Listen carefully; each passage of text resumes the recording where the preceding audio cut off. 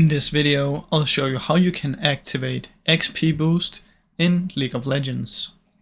Now first you want to have your League of Legends right here, and under your loot you will be able to find an XP token.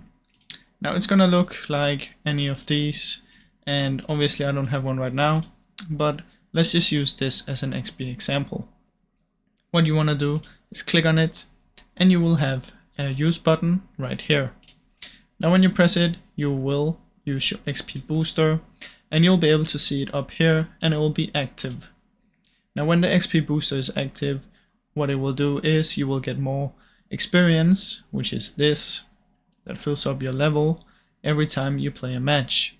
Now XP booster can be either for days or for a certain amount of games. So it can be, as an example, it can be for 10 games or it can be for 3 days. Now if you play a lot of games, the days one is better, but if you don't play a lot of games, then maybe the game one can be better. So that's basically how you can do it, guys. Now I really hope you enjoyed this video, and if you did, please leave a like and subscribe, as it helps me out a ton. Thank you so much for watching.